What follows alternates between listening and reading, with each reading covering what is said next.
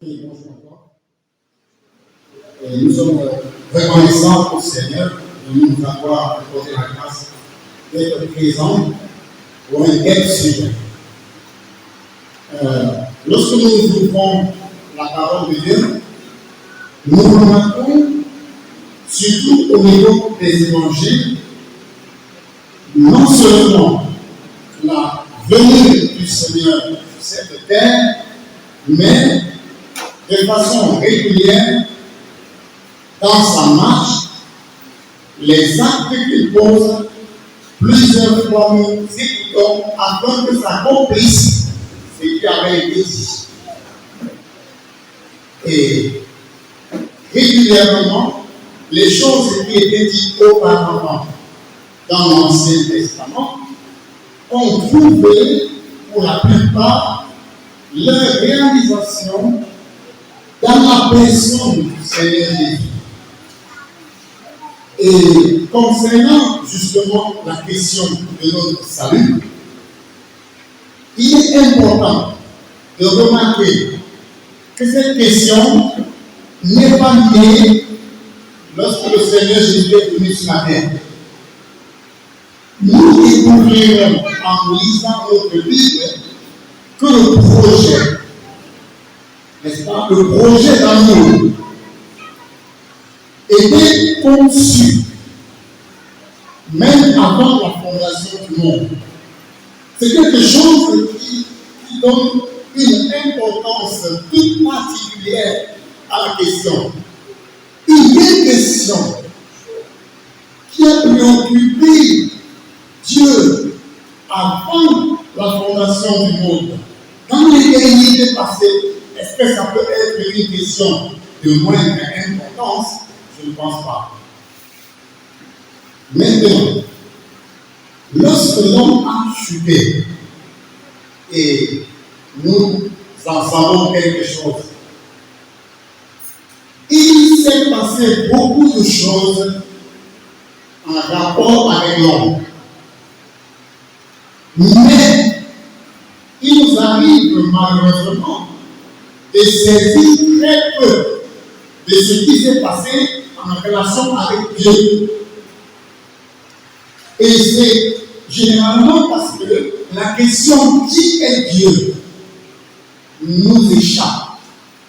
Parce que si on avait un peu frôlé la pensée de qui est Dieu, ses caractères, on aurait un peu compris ce qui s'est passé aussi du côté de Dieu lorsque l'homme a désobéi.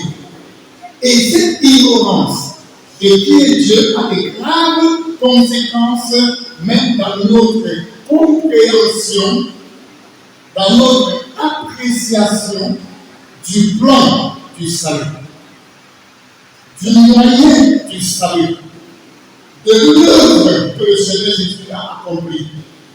Et ça a toute une conséquence complète dans toute notre vie comme croyants, si nous le sommes.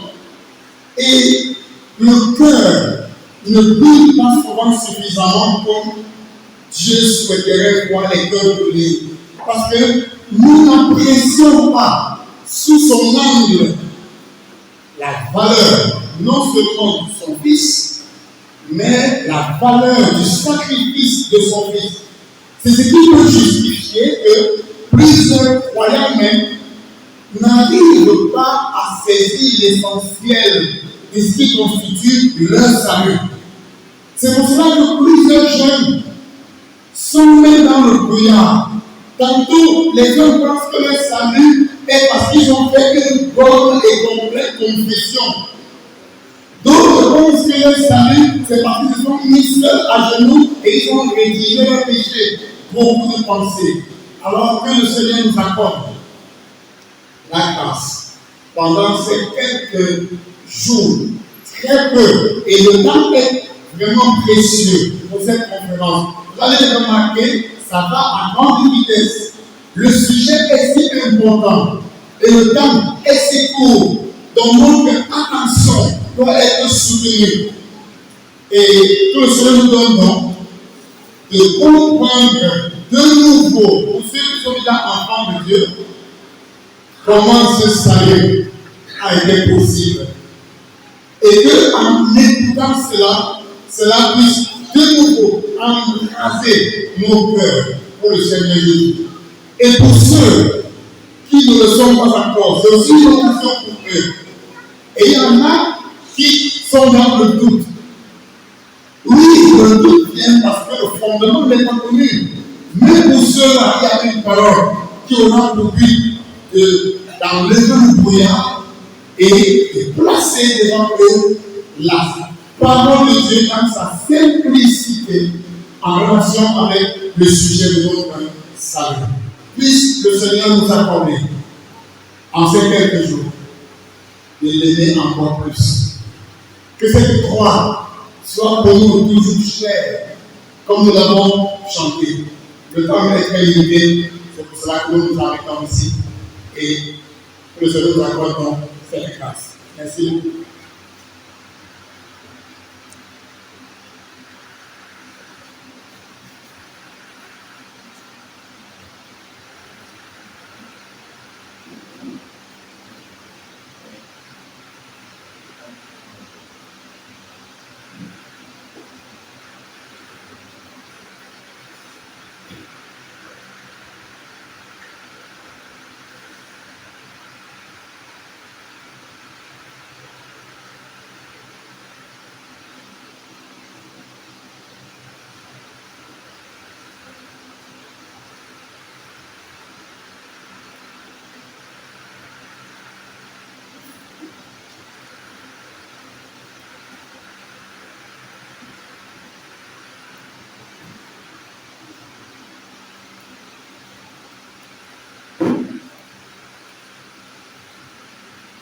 Quand la question se pose, qui est Dieu?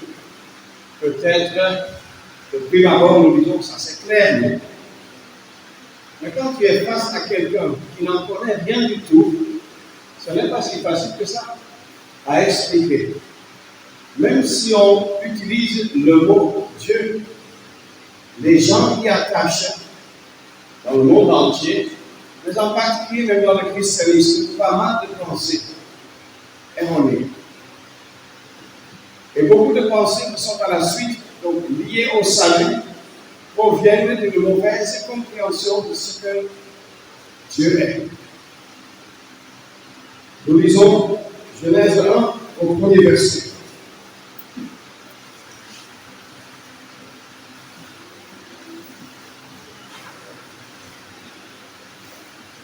Au commencement, Dieu créa les cieux et la terre.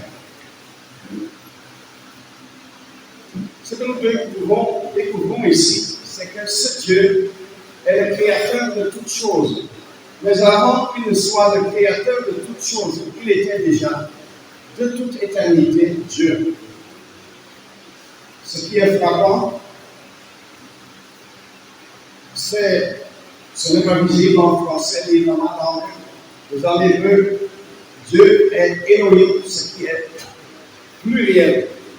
Créa est au singulier. C'est déjà la première indication dans l'Ancien Testament de ce qu'il y a un seul Dieu, mais en même temps plusieurs personnes, à savoir 3 personnes dans ce qu'on appelle la Trinité.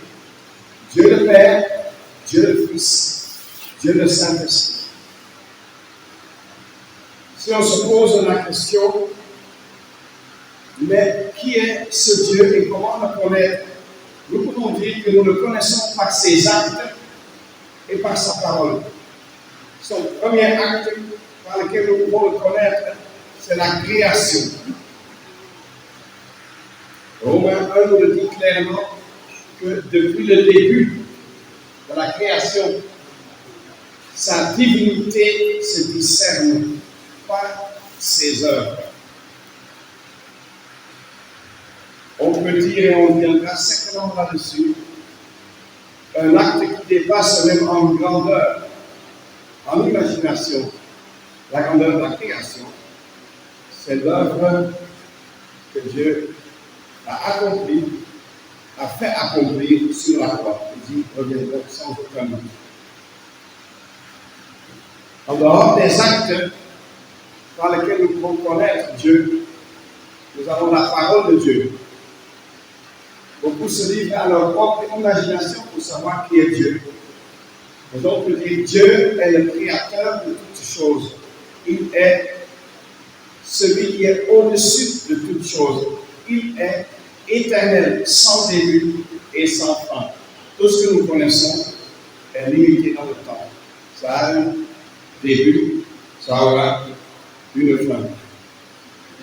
Mais tout ce que Dieu est, et même tout ce qu'il a fait faire par son Fils sur la croix, est éternel, en conséquence et en bénédiction. C'est même le sujet pour lequel nous sommes ici.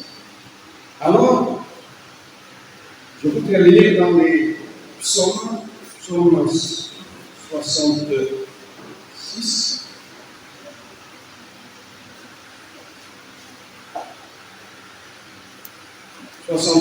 Verset 3.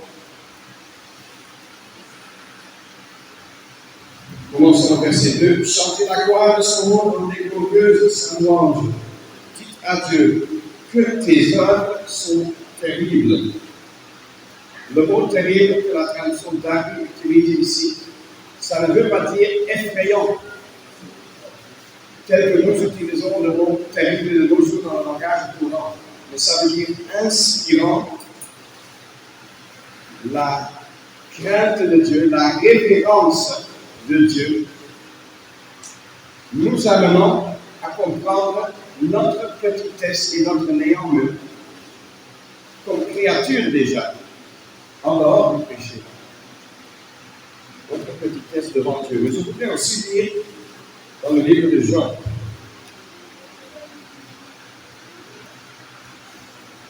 Job chapitre 37.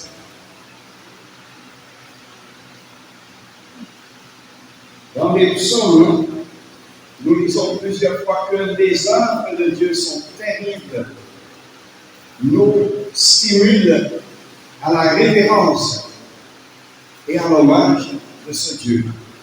Mais en Job, au chapitre 37, verset 22, deuxième partie, il est dit, par devers Dieu est la majesté terrible, ou bien la majesté inspirant l'hommage, la révérence.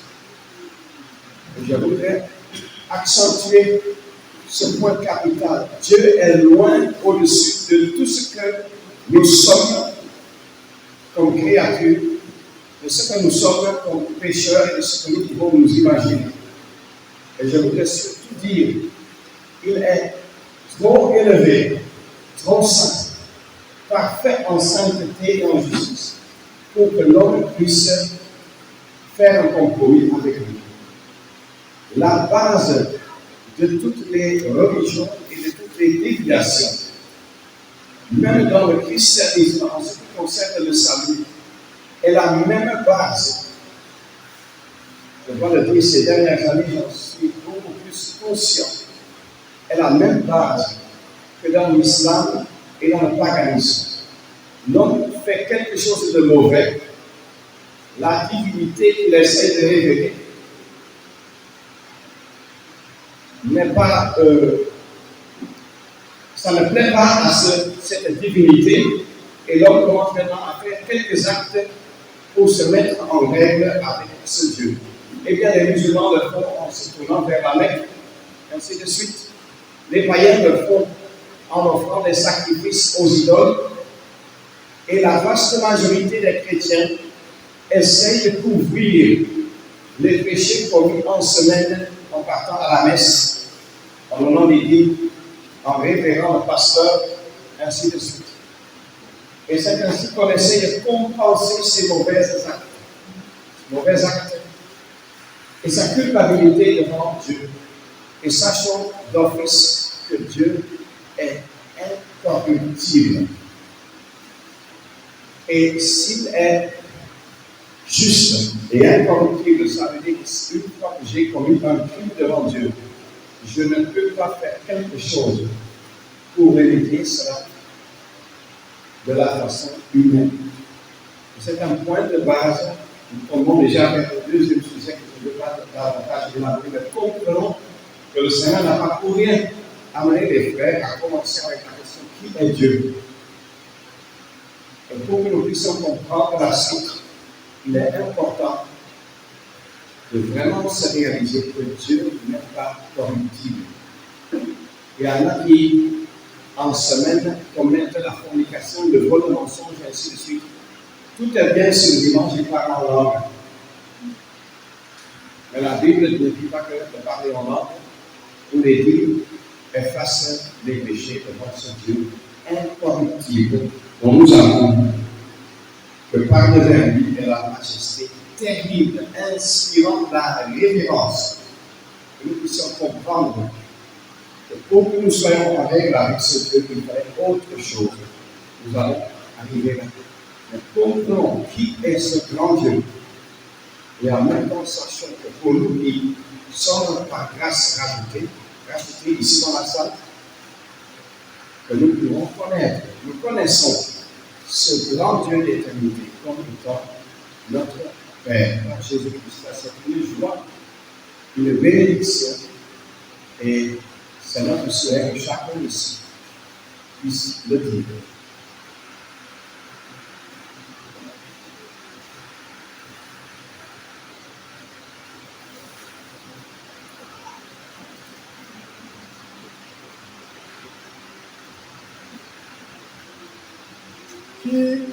Qui est Dieu? En fait, Dieu ne s'explique pas. Quand on pose la question, qui est Dieu? Comment on peut expliquer Dieu? Dieu se révèle. Après ce que le premier intervenant a dit, je veux surtout m'appuyer sur ce qu'il dit de lui-même dans la parole. Nous ouvrons nos livres, dans 1 Jean 1.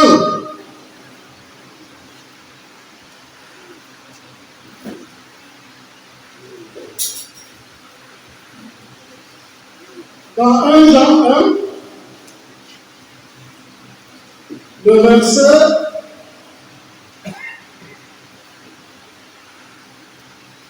5. Il est écrit, et c'est ici le message que nous avons entendu de lui et que nous vous annonçons, savoir que Dieu est lumière et qu'il n'y a en lui aucune ténèbre. Dieu est lumière. Aucune ténèbre ne subsiste en lui. Et la lumière parle de ce qui est pur, absolument pur. Et comme le premier intervenant a dit tout à l'heure, incorruptible. Et si nous voulons un peu comprendre ce que c'est que les ténèbres, ce n'est pas de l'homme inconverti.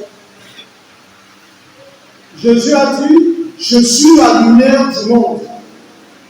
Et quand il est parti de ce monde, effectivement, le monde est dans les ténèbres. Le monde est dans les ténèbres. Depuis le pas de Jésus. Et ce n'est pas aussi de l'homme quand il quitte cette terre sans foi. Il entre dans les ténèbres définitivement. Nous allons un peu parler de ce que c'est que les ténèbres, par exemple, dans Romains 13, le verset, à partir du verset 12. La nuit est fort avancée et le jour s'est approché. Rejetons donc les œuvres des ténèbres et revêtons les armes de lumière. Et les œuvres de ténèbres, c'est agir non comme en orgie, comme nous dit le verset, la suite du verset 13, non en impudicité, en ivrognerie, ni en débauche, non pas en colère, ni en vie. Voilà ce qui caractérise, et bien d'autres choses, les œuvres de la chair qui caractérisent les ténèbres. Et effectivement, c'est ce qui caractérise le monde aujourd'hui. Et cela, en réalité, ne va pas se trouver dans la vie d'un enfant de Dieu. C'est pourquoi nous disons qu'il faut rejeter les œuvres des ténèbres. Et en plus, nous voyons dans 1 Jean 4, 1 Jean 4, le verset 8 et le verset 16. Il est écrit que Dieu est amour. À la fin du verset, au milieu. Car Dieu est amour. Et au verset 16, et nous avons connu et cru l'amour que Dieu a pour nous. Dieu est amour. Effectivement, lorsque nous connaissons l'amour de Dieu, nous réalisons l'amour de Dieu, c'est déjà l'activité de Dieu en lui-même et envers ses créatures. Il n'a pas laissé l'homme dans cet état, certainement, nous allons revenir dessus. Il a donné son Fils. L'amour consiste à rechercher le bien des autres dans le don de soi. Dieu a donné son Fils. Il montre là son amour. Ce Fils dont il a dit, voici mon Fils unique en qui j'ai trouvé tout mon plaisir. Mais étant chargé de nos péchés à la croix, il l'a abandonné pendant les heures sombres, les 3 heures sombres. Voilà Dieu. Tel que les Écritures nous parlent, il est lumière. Il n'y a point de ténèbres en lui. Il est amour. Il a tant aimé le monde qu'il a donné son Fils, oui, afin que comme en lui ne périsse point, mais qu'il ait la vie éternelle. Mais cela au bénéfice de ceux qui croient, qui comprennent qu'ils ne pouvaient rien faire dans le temps où ils étaient et que Dieu a usé de miséricorde envers eux.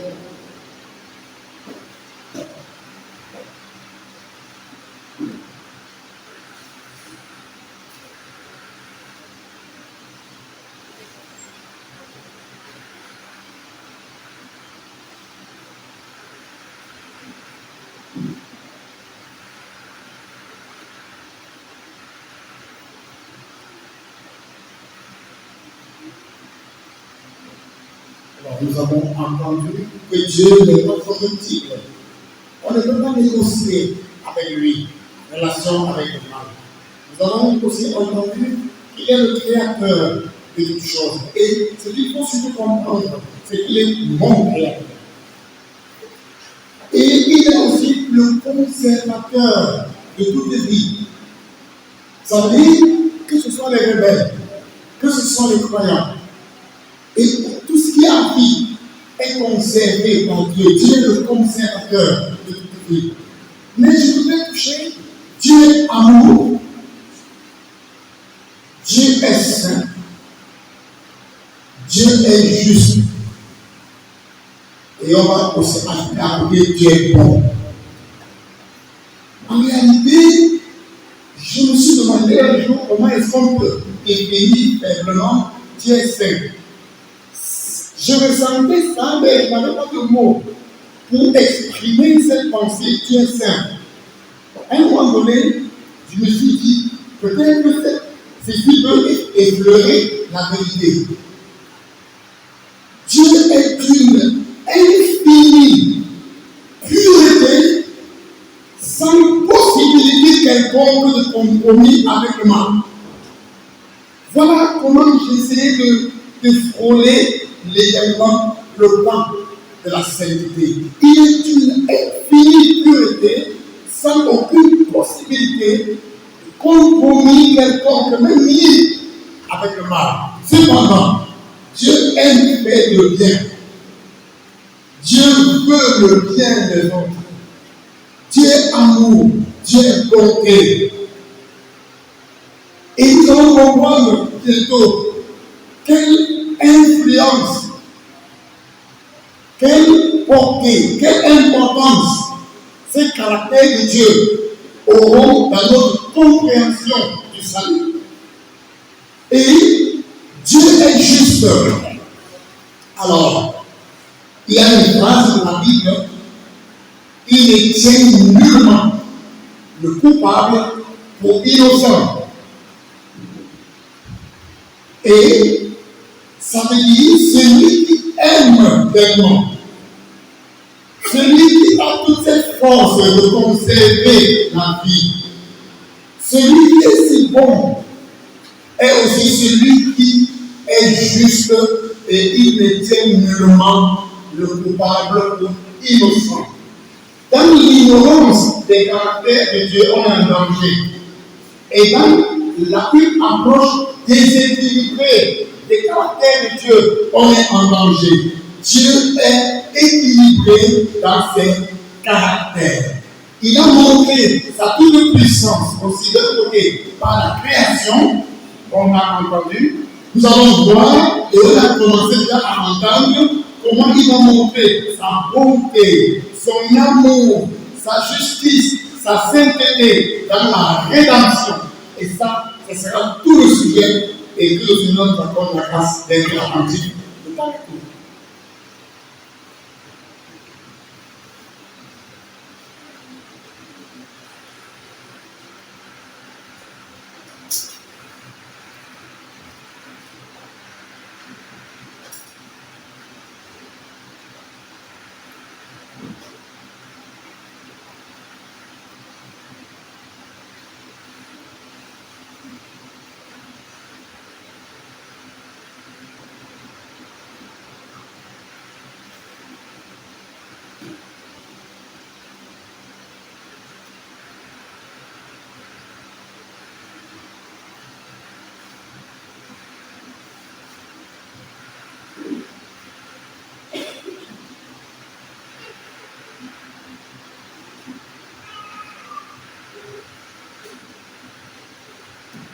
Quelques contributions sont encore possibles sur ce point.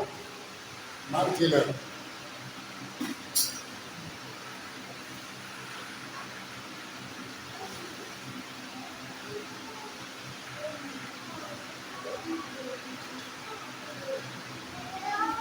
Dans la première épître de Timothée, au verset 11, on trouve un autre caractère de Dieu. 1 Timothée 1.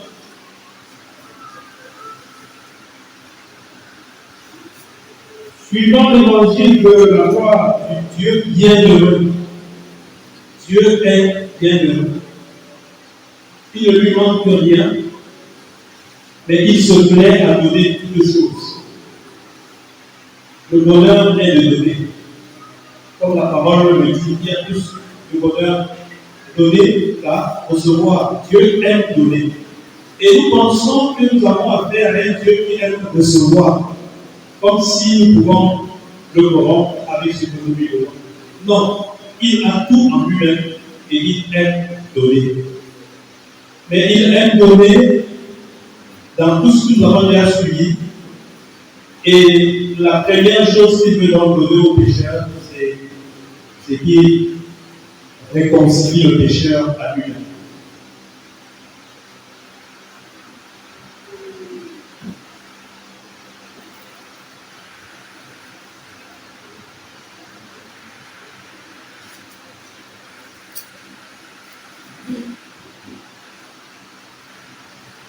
Nous avons entendu que nullement le fait que Dieu s'est révélé, que nous saurions, que nous ne connaîtrions rien du tout concernant Dieu. Nous devons faire attention dans notre langage. La parole de Dieu dit clairement, Dieu est lumière, Dieu est amour. Nous l'avons vu. Mais je veux juste donner quelques exemples. La Bible ne dit pas que Dieu est justice, que Dieu est grâce, que Dieu est bonheur, ainsi de suite. Donc, Dieu est lumière, veut dire qu'en lui-même, il est cette lumière incorruptible. Sa justice en est une conséquence. Dieu en lui-même est amour. Sa grâce, sa miséricorde en sont une conséquence. J'ai entendu dans le passé, c'était en Europe, les uns les autres dire, par exemple, Dieu est grâce, non? Comme quoi, pour dire que dans son être, il ne peut que cacher le péché, c'est-à-dire que nous commettons. Non, la parole de Dieu ne dit pas. Dieu est amour, Dieu est lumière, et tous les deux, d'une façon incorruptible. Et nous n'aurions pas pu nous imaginer que face à l'échec total et à la faillite totale de l'être humain que nous sommes, Dieu puisse trouver une solution qui réponde, si je peux le dire, à 100% à tout son être, à savoir lumière et amour. C'est important quand la première épître de Jean décrit Dieu, ça commence avec Dieu est lumière. La chose beaucoup oubliée de nos jours, quand on parle souvent, soi-disant évangile, qui ne parle que de l'amour, Dieu vous aime tous, non, ainsi de suite. Ça commence avec la prise de conscience. Qui est Dieu? Il est lumière. Et la moindre tâche que de mon côté, comme être infiniment petit à ses yeux, je jetterai sur son nom, est une insulte, une offense, qui arrive. Et personne d'entre nous ne serait capable d'enlever le déshonneur jeté sur le nom de ce grand Dieu qui est lumière. En même temps, Dieu est amour. Parfaitement amour. Incorruptiblement amour. Et tout ce qu'il fait ne peut ni être fait en compromis avec la lumière, ni avec l'amour. Ce qui est maintenant intéressant, c'est de voir en Jean 1 que la loi est venue par Moïse. La grâce et la vérité viennent par Jésus-Christ. La grâce se lie à l'amour de Dieu. La vérité à la lumière qu'il est. Mais maintenant, quand Dieu le Fils devient homme, le premier caractéristique, quand il est venu, était sa grâce. La grâce de Dieu a été manifestée, mais sans jamais compromettre la vérité. Comment Dieu pouvait-il trouver alors une solution à l'échec, à la faillite, à la culpabilité que nous avons entassée au bout des siècles et au bout de notre propre vie de jour en jour, sans compromettre sa lumière, la lumière qu'il est, sans compromettre l'amour qu'il est. Et je peux déjà vous dire, il n'a pas su trouver un plan où toi tu jouerais un autre rôle que d'être le criminel pécheur coupable. Il n'a pas tissé un plan de salut où tu joues un autre rôle que celui-ci, de reconnaître ton état, ou bien mon état, de perdition éternelle, puisque j'avais offensé, et sa lumière, et son amour. Maintenant, le verset que Éric a lu est aussi important. Il y a deux côtés de la médaille. Dieu, dans son infinie majesté, au ciel, loin au-dessus de toute la création, est éternellement en paix. Dans le calme, dans le repos, dans le bonheur, c'est pourquoi il est appelé le Dieu bienheureux.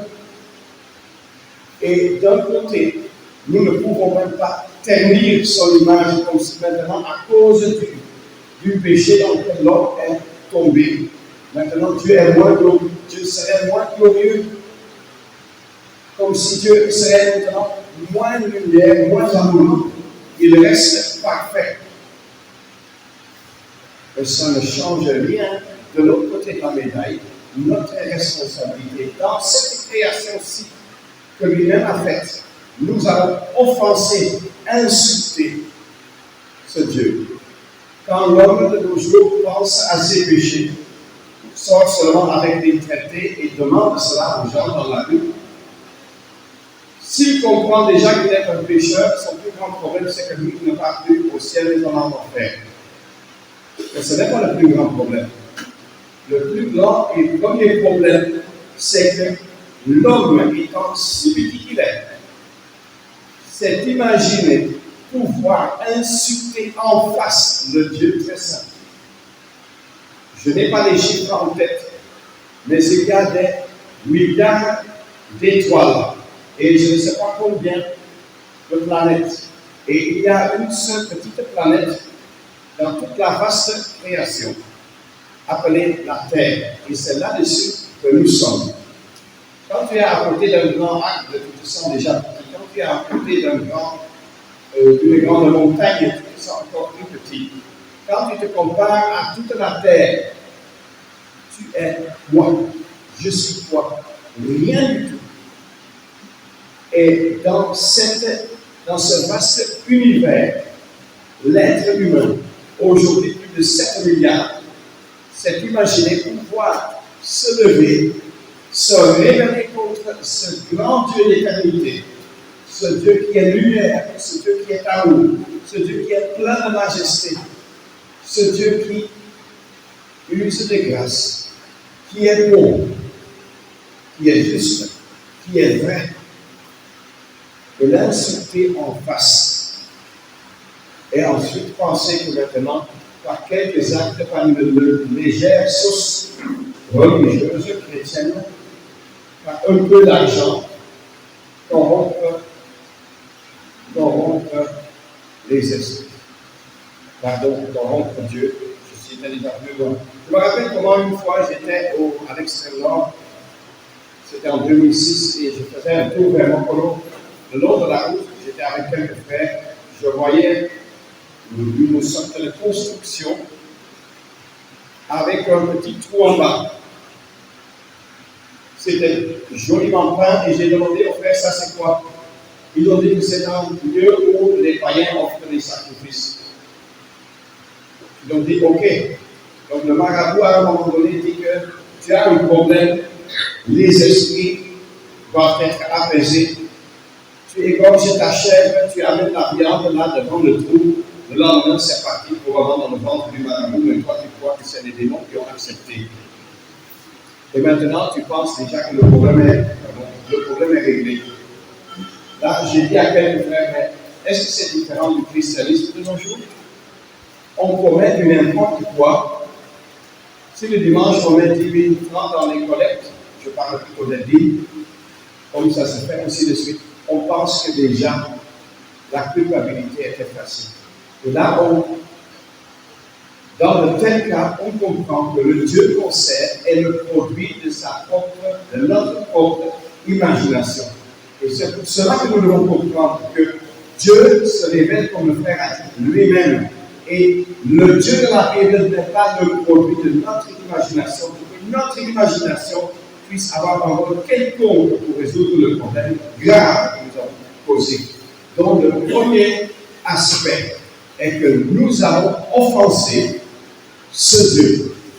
Et pour que la solution pour cela vienne, il fallait que Dieu, dont nous sommes la création,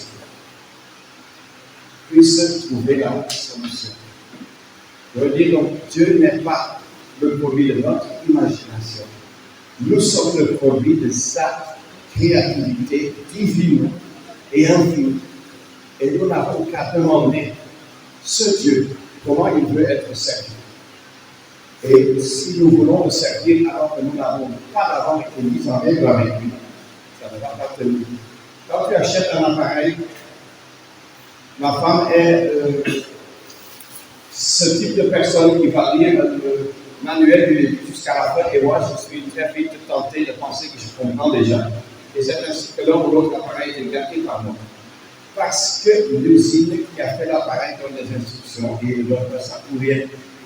Dieu nous a créés et il nous a donné un manuel. C'est la parole de Dieu.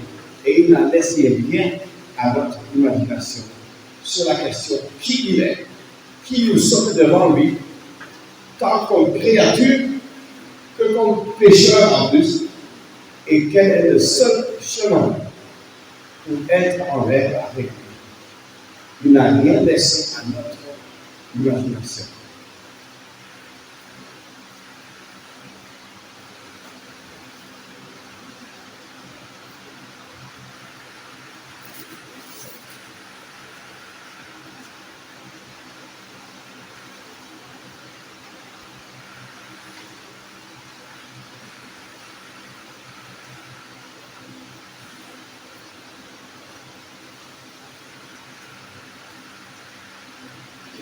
Permettez-moi de lire un verset dans Deutéronome 32, le verset 4, sans commenter. Il est le rocher, son œuvre est parfaite. Par toutes ses voies, car toutes ses voies sont justice. C'est un Dieu fidèle. Il n'y a pas d'iniquité en lui. Il est juste et droit.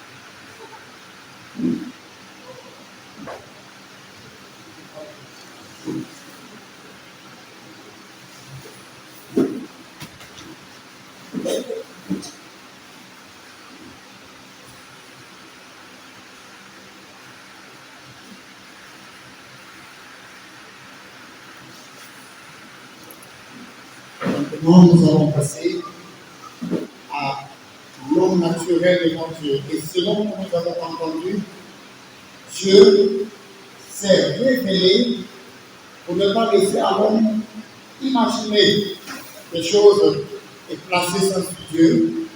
Ce sera la même chose.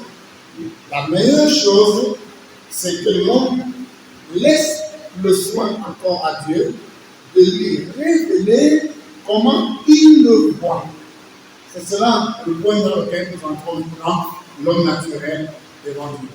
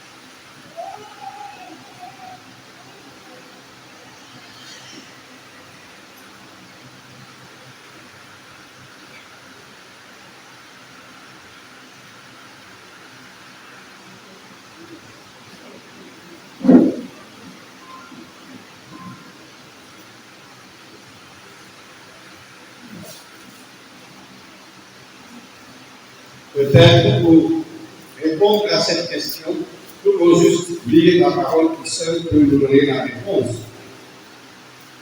L'homme naturel devant Dieu, qui est-il? En Genèse 3.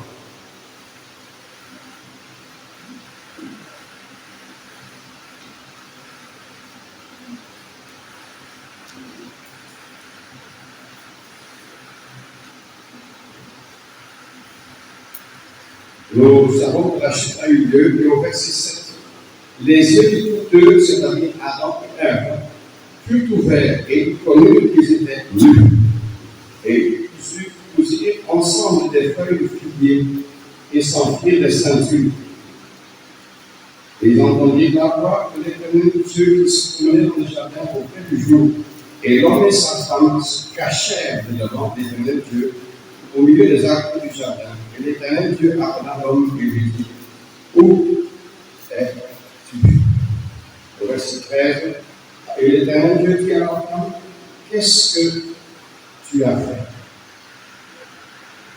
Genèse 6.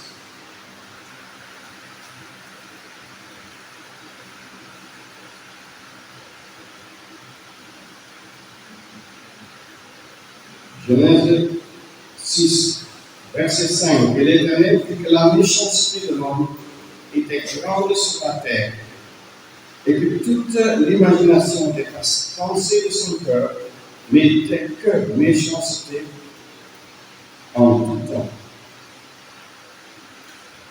Et Romains 3.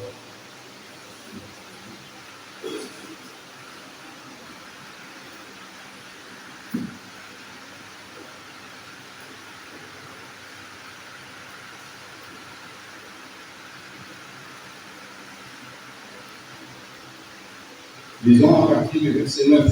Quoi donc sommes-nous plus excellents? Nullement. Car nous avons si devant accuser et juifs et grecs d'être sous le péché. Selon qu'il est écrit, il n'y a point de juste, non pas même un seul. Il n'y a personne qui ait de l'intelligence. Il n'y a personne qui recherche Dieu. Ils se sont tous détournés. Ils se sont tous ensemble rendus inutiles. Il n'y en a aucun qui exerce la bonté. Il n'y en a pas même un seul. C'est un sépulcre ouvert de leur pensée. Ils ont frauduleusement usé de leur langue. Il y a du venin plastique sous leurs lèvres, et leur bouche est pleine de malédiction et d'amertume. Leurs pieds sont rapides pour verser le sang.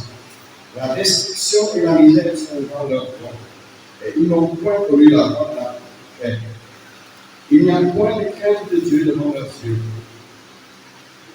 Or, nous savons que tout ce que la loi dit, elle dit à ceux qui sont sous la loi, afin que toute bouche soit fermée et que tout le monde soit coupable devant Dieu. C'est pourquoi nulle chair ne sera justifiée devant lui par des œuvres de loi. Verset 22 à la fin. Car il n'y a pas de différence, car tous ont péché et n'atteignent pas à la gloire de Dieu. C'est juste quelques portions que je voudrais nous suggérer pour décrire l'état de l'homme naturel devant Dieu. Il comprend à une mesure sa culpabilité. C'est pourquoi il tisse un habit de feuilles. Mais Dieu remplace cela par un autre habit. Tout au long des jours de sa vie, il ne s'imagine que des choses méchantes, mauvaises devant Dieu. Ça, c'est la description déjà en Genèse 6. Et en Romains 3, en citant beaucoup de versets de l'Ancien Testament, Dieu décrit que le juif, comme le grec, est sous le jugement et qu'il n'est pas capable de faire même la moindre chose bien. Si donc quelqu'un se dit ou te dit que je compte sur mes bonnes œuvres, bon, Dieu a déjà donné son jugement là-dessus. Il n'y en a aucun qui exerce la bonté, même pas un seul. nous savons que même si Adam et Ève ont probablement essayé d'être gentils après la chute, l'un avec l'autre, serviables, s'entraidant, j'imagine, même si c'était déjà impacté par la chute. Ils n'ont pas pu poser un seul acte ou même un bon nombre de bonnes œuvres pour retourner dans le jardin d'Éden. Image ou illustration du fait que l'homme peut faire autant d'œuvres qu'il appelle bonnes. Dieu dit, si ce n'est pas fait sur la base de la foi, ce n'est rien. Donc, je crois que ces quelques passages parlent déjà un langage fort et d'autres frères peuvent sans doute élaborer cela.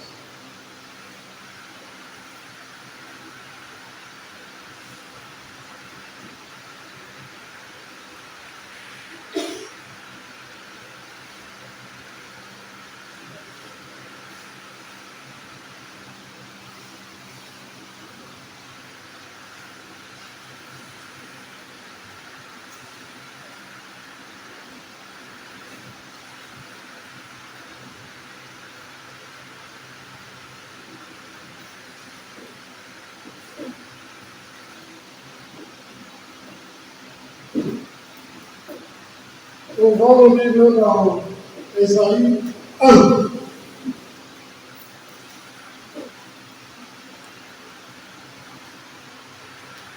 Il a parlé ici du peuple d'Israël, mais c'est ce que Dieu voit de tout le monde. Lisons le verset 5 et 6. Il a écrit, pourquoi seriez-vous encore frappés? Vous ajouterez des révoltes. Toute la tête est malade et tout le cœur de feu. Depuis la plante du pied jusqu'à la tête, il n'y a rien en lui qui soit sain. Tout est blessure et détrissure et plein vide. Elles n'ont pas été pensées ni bandées ni accouchées avec de l'huile. Voilà le diagnostic de Dieu, l'homme est malade. L'homme est malade, c'est pourquoi il a besoin d'une médecin excellent en la personne de Jésus. Il est spirituellement malade. Tout est meurtrier, confusion. Et quand nous avons lu la Genèse tout à l'heure, Dieu a demandé à Adam, où es-tu? Où es-tu? Parce que l'homme est perdu. Il est perdu. Et c'est le diagnostic que Esaïe fait de lui-même quand il contemple la gloire de Dieu. Esaïe 6, le verset 5, il contemple la gloire de Dieu, il dit, malheur à moi, car je suis perdu. Je suis un homme au lèvres impures, et je demeure au milieu d'un peuple aux lèvres impures, car les gens ont vu le roi, l'Éternel des armées. Et le reconnaît qu'il est impur, qu'il est perdu. Et cela va mettre en réalité le début de la marche du chrétien. Il faut qu'il réalise son état.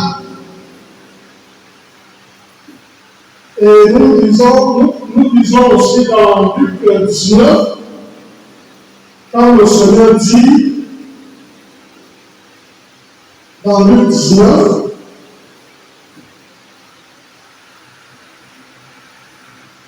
il dit, car au verset 10, car le Fils de l'homme est venu chercher et sauver ce qui était perdu. Chercher et sauver ce qui était perdu. C'est comme ça que Dieu voit l'homme mature. Il est perdu.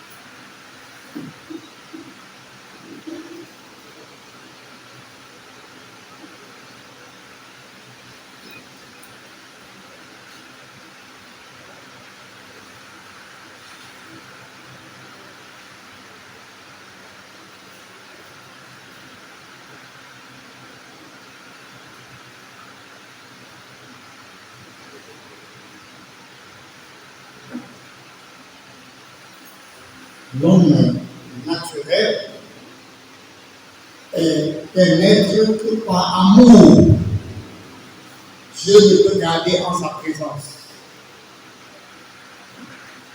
L'homme naturel est un être que par amour, Dieu ne peut garder en sa présence. En Genèse 3, nous avons lu que ce n'est pas premièrement Dieu qui a chassé l'homme loin hors du jardin. Non.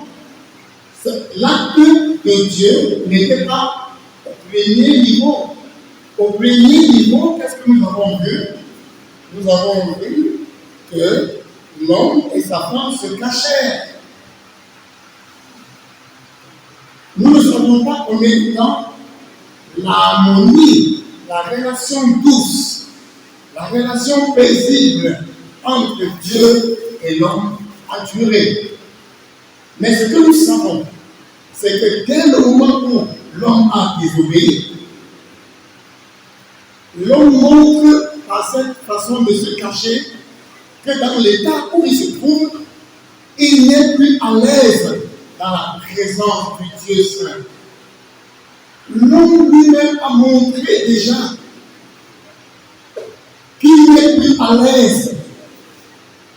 Et nous allons comprendre que par cette désobéissance, l'homme s'est déconnecté de sa source.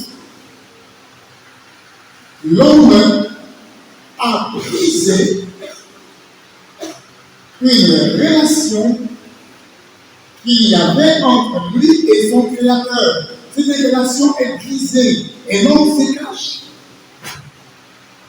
Cela nous parlera plus tard de la véritable mort, qui est la mort spirituelle, dont nous verrons que l'homme est mort dans ses fautes et dans ses péchés, dont l'homme naturel est mort quant à Dieu.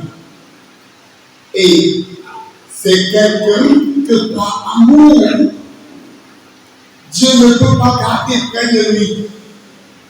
Parce que si Dieu devait le garder près de lui, les autres leviers et caractères de Dieu devaient s'activer. La justice de Dieu. Est-ce que l'homme pouvait déjà supporter ou est-ce que l'homme peut même supporter cela? Nous le verrons dans la suite. Donc je voudrais juste souligner un côté de l'amour de Dieu que l'on ne perçoit pas vite, dans le fait que c'est que l'homme est devenu n'était plus compatible avec la présence sainte de Dieu. Et l'homme l'a montré lui-même en se cachant.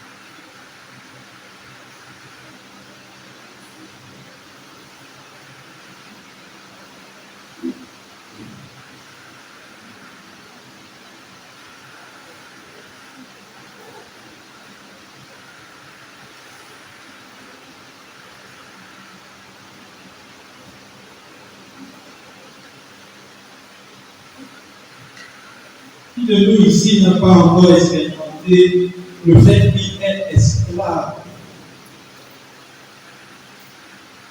L'homme aime quelquefois faire ce qu'il estime être bien pour tisser une sorte de vêtement, mais expérimentant qu'il est esclave. Il y a tellement de termes dans la parole, comme nous l'avons vu, l'homme est nu, l'homme ressent sa culpabilité, l'homme est pauvre, l'homme est malade. Et quand il essaye de faire quelque chose, il sent qu'il est esclave et ça le rend misérable. Il sent que la colère de Dieu pèse sur lui, mais il ne peut rien. L'homme ne peut rien. Dans Éphésiens chapitre 2, il est dit qu'il marche selon la convoitise de la chair, accomplissant les volontés de la chair et les pensées. Il est par nature enfant de colère, fils de la désobéissance. Quel tableau son! Si Dieu ne vient pas au secours de l'homme dans un tel tableau, que peut-il faire pour lui-même?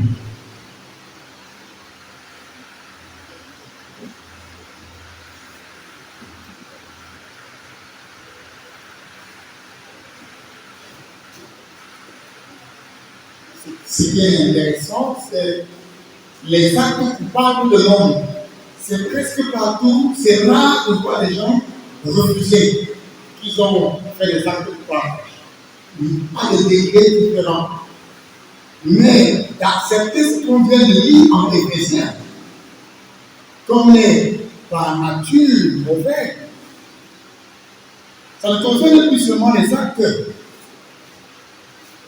Concerne l'être naturel, par nature, ce que tu es, ton état, pas ce que tu fais seulement. Parce que ce que tu fais découlera de ce que tu es.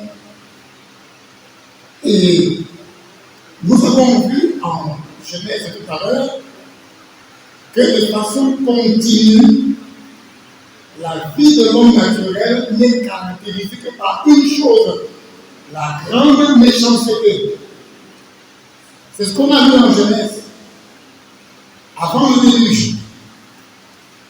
Est-ce que le déluge a changé l'homme? Comme c'est l'homme, alors, ainsi aussi est l'homme d'aujourd'hui. Il est bon pour ce point de notre étude de considérer deux points fondamentaux. Le premier, c'est comment Dieu parle des actes que l'on fait, mais le second point, c'est comment Dieu dit que l'on est. Parce que l'ignorance de ce que Dieu dit que l'on est a aussi une grave conséquence dans la compréhension du salut. Et donc, on va lire à ce sujet encore quelques autres passages. D'abord dans le livre de Jean, chapitre 15, versets 14 à 16.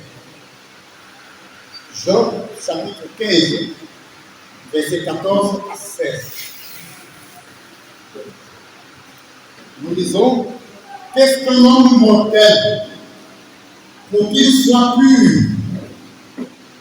Et celui qui est né d'une femme pour qu'il soit juste. Voici, il ne se fie pas à ses saints, et les cieux ne sont pas purs à ses yeux. Combien plus l'homme qui boit l'iniquité comme l'eau est-il abominable et corrompu? Nous avons devant les yeux une portion qui nous rappelle même c'est que l'homme est devenu mortel.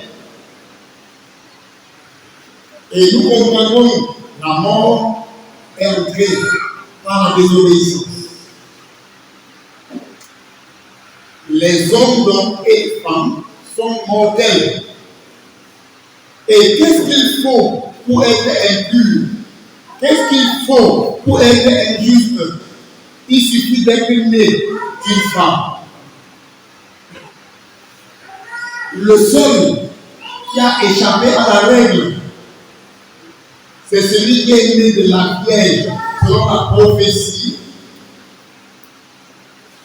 de Genèse 3 et de Ésaïe. Le Seigneur Jésus seul est quand même né dans un certain sens de femme, mais jamais à la manière de l'homme naturel. Et il est dit que les cieux même ne sont pas purs aux yeux de Dieu. Or, les cieux ont posé quel acte mauvais.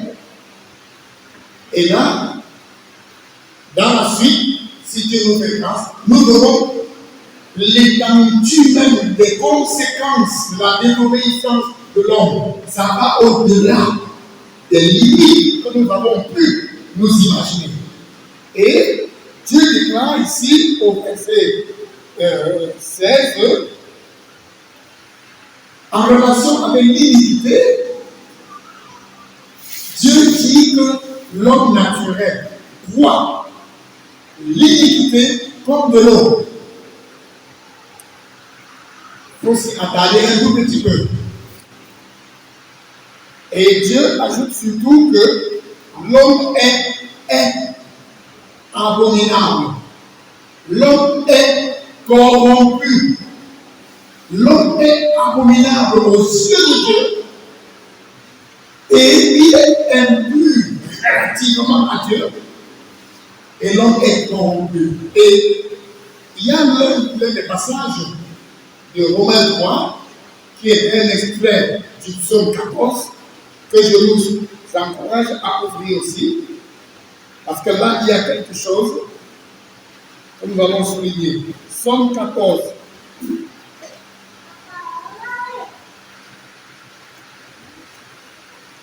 Alors, dans ce psaume qui a été utilisé donc dans Romains 3, l'insensé a dit en son cœur, il n'y a point de Dieu. Et ils se sont corrompus. Ils ont rendu abominables leurs actions. Je voudrais m'arrêter sur l'action abominable. Je voudrais tirer une pensée à partager. Nous avons vu que l'homme est abominable. Maintenant, qu'est-ce que nous voyons? Ses actions sont abominables. Et cela donne la pensée suivante. Devant Dieu, tel l'homme est, telles sont ses actions.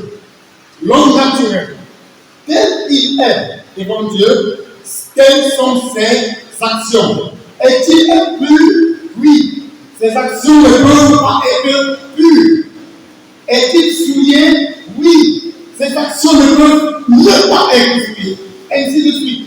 Donc, tel l'homme est, telles sont ses actions.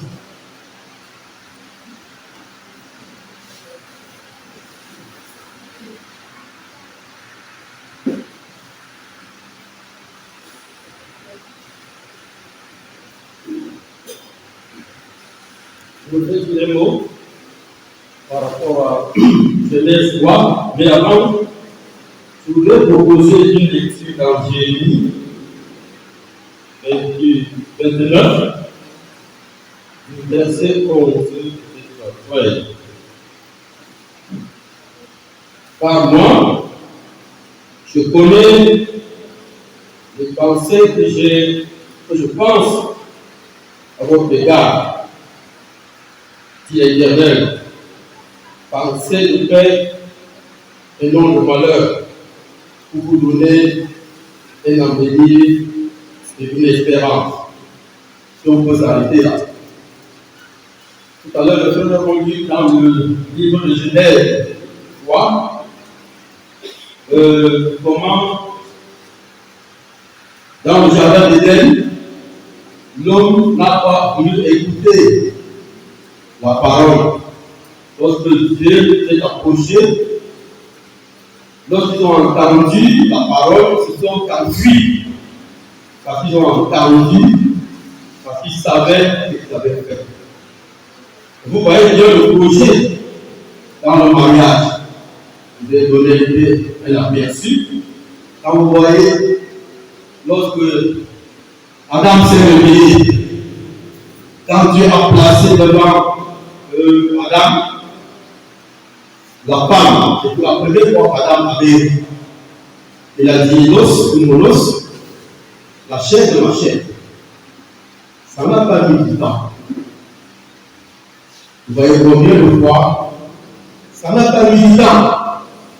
Et lorsque le péché est entré, c'est des accusations. C'est la femme qui m'a donné, c'est la femme qui m'a séduit, des accusations de part et d'autre.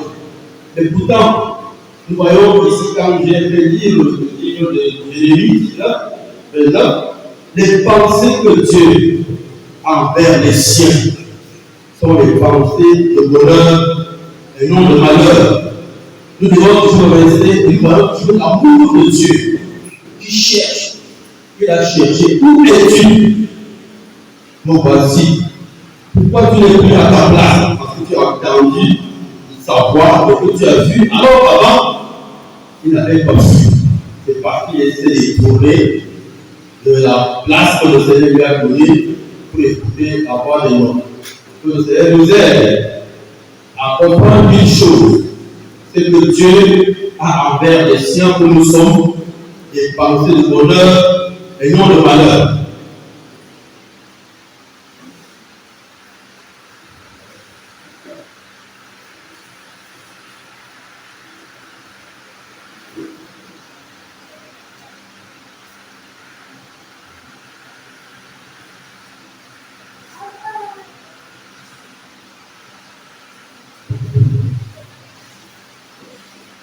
Pour considérer ce qui est écrit dans Tite chapitre 1,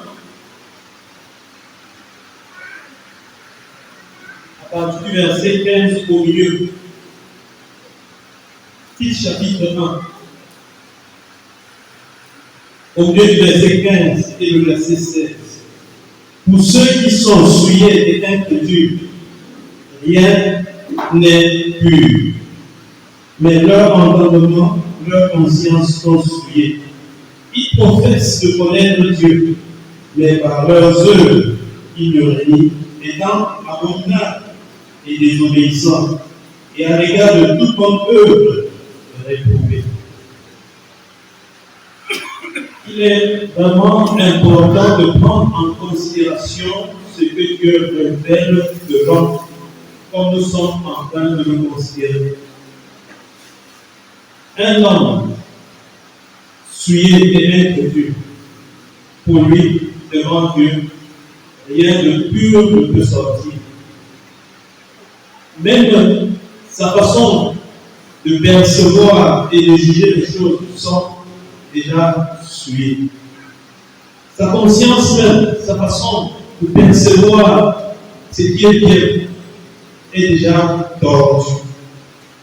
Et tout ce qu'il peut faire, comme nous l'avons déjà vu, parce qu'il est dans sa nature souillé, abominable, ce qu'il fait aussi ne peut être que souillé et abominable, même s'il professe de connaître Dieu.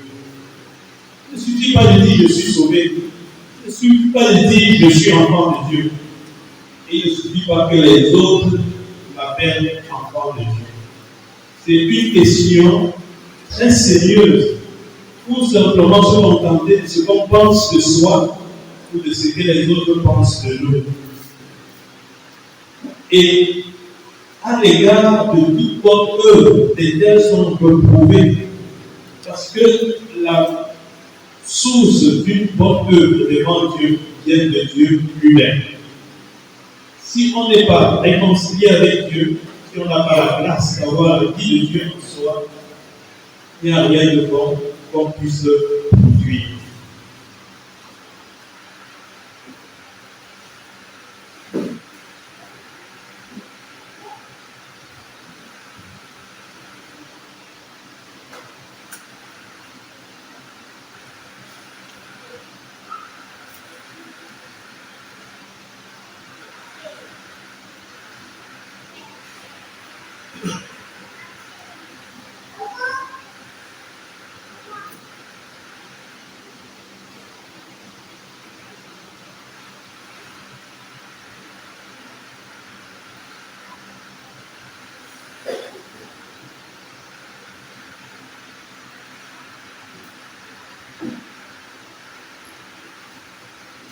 Peut-être que c'est beaucoup le verset, mais je voudrais encore ajouter au verset dans Hébreux 2.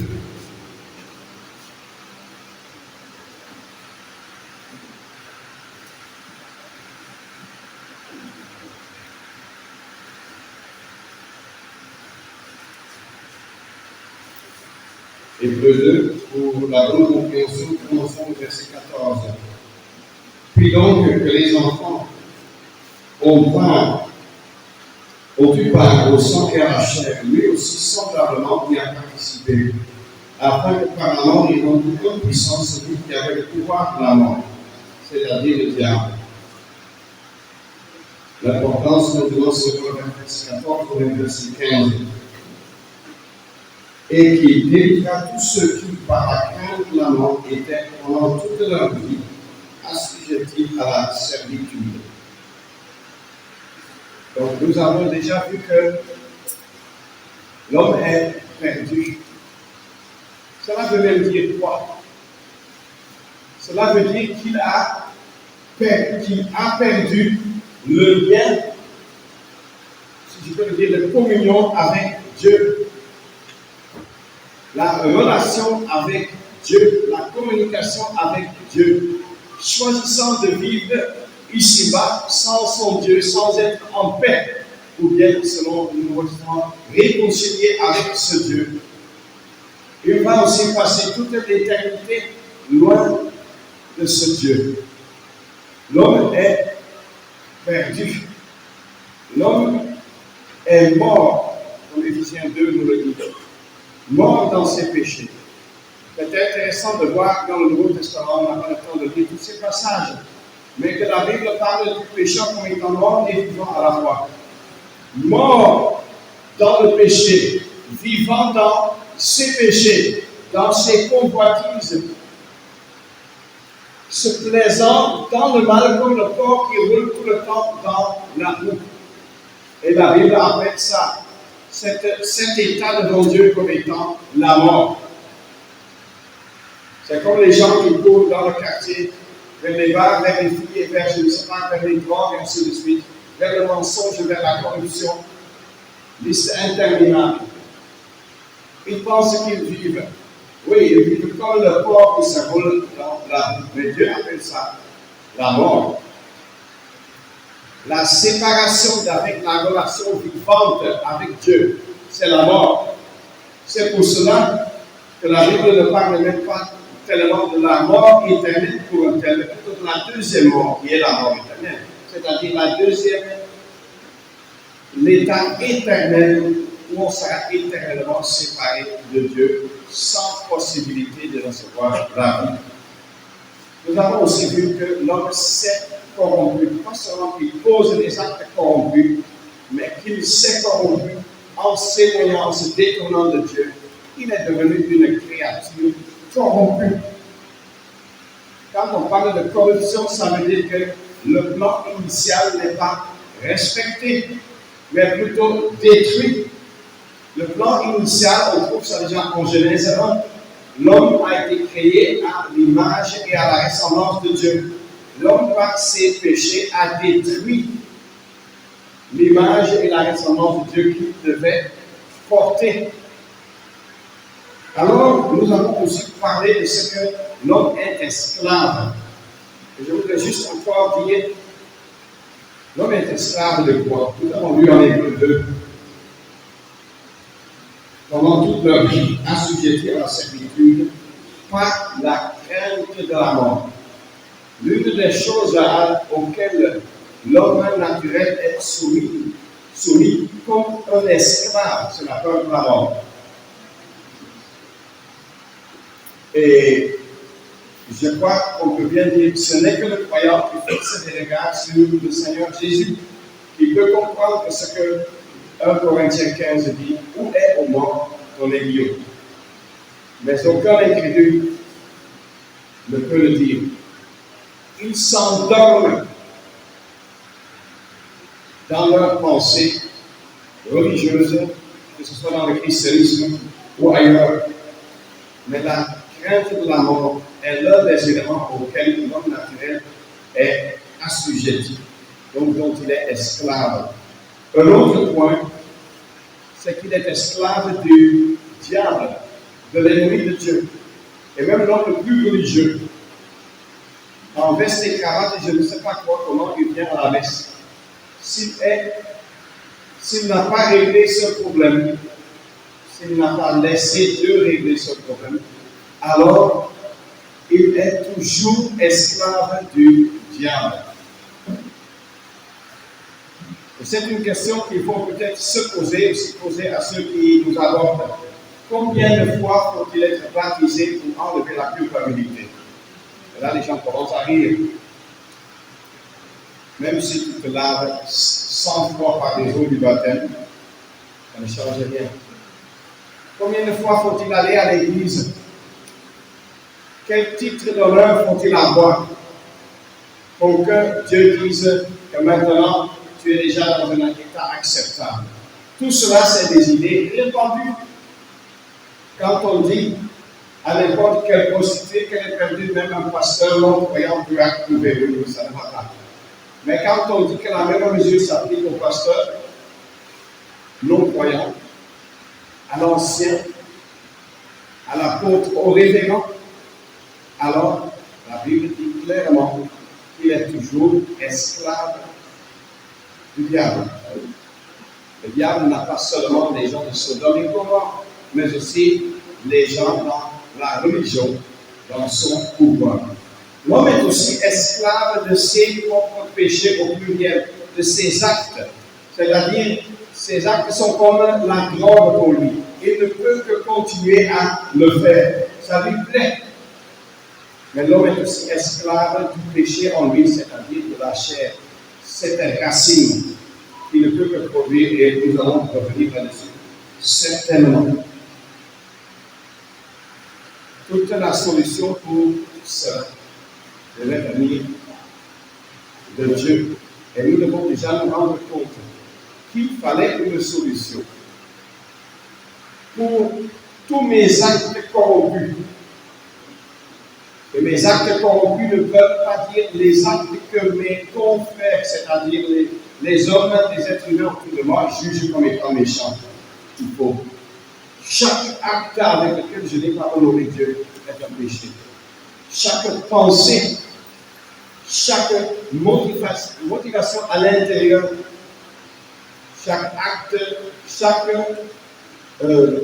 pas que j'ai fait avec mes pieds vers un lieu où j'ai déshonoré Dieu, tout cela, chaque parole que j'ai dite, la Bible dit que l'homme rendra compte de chaque parole qu'il a dite. Pour cela, il fallait une solution. Mais les frères ont aussi développé qu'il faut aussi une solution pour ce que je suis. Je crois que, pratiquement tous ici présents, le jour, je parle aux croyants, le jour où nous nous sommes repentis, nous avons surtout pensé à nos actes. Au Seigneur, j'ai volé, j'ai menti, ainsi de suite. Et on a peut-être un peu ressenti, mais juste un très petit peu, que moi-même, ça ne va pas. Mais ce qui était la pensée prépondérante, c'était mes actes. Et c'est avec le temps qu'on comprend que Dieu, heureusement, n'a pas seulement donné une solution pour mes actes. Parce que si le problème de mes péchés, des actes commis, seul était résolu, je serais toujours perdu pour l'éternité.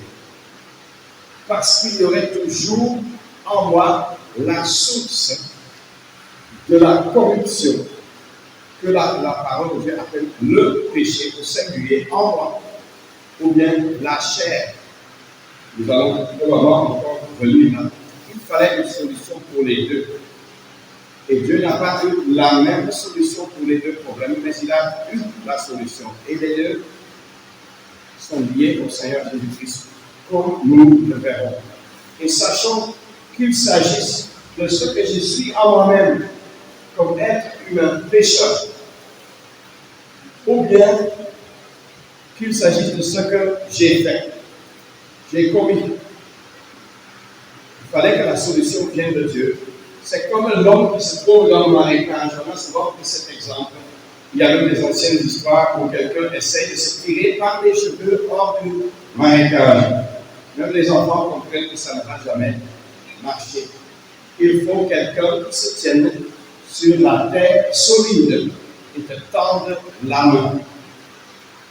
Pour le problème du péché, de la source pourrie, corrompue qui est en chacun de nous, et pour le problème de tout ce qui en est découlé comme acte, comme fait, comme chose que j'ai accomplie. Alors nous pouvons seulement rendre grâce à Dieu, bien que nous ne soyons pas encore arrivés là, mais de savoir que la solution est venue de Dieu. Mais nous devons comprendre que, et je parle en particulier à toi, à vous qui êtes ici, et qui n'avez pas encore la certitude que Dieu a résolu. Dieu t'a donné la solution pour l'un et l'autre des problèmes. Ne sors même pas de cette salle, surtout pas en fin de la journée, sans savoir par conviction. Maintenant, je comprends que Dieu a tout fait pour le péché en moi et pour les multiples péchés.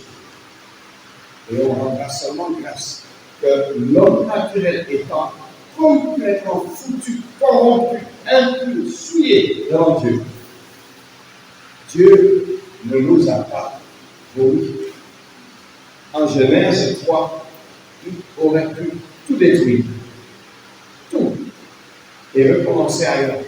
Il n'a pas fait. Pourquoi pas? Parce qu'il voulait que dans cette création-ci soit prouvé qu'il est réellement lumière et qu'il est réellement amour.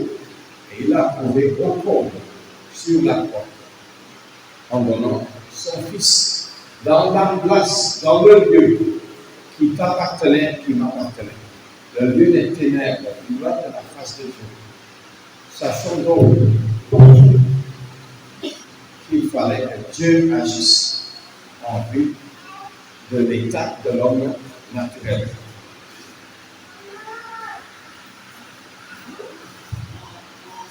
Voilà, dans notre programme, nous allons une petite pause d'une quinzaine de minutes.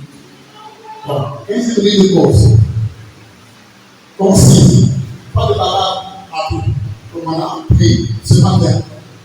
Et pas de photo dehors, non.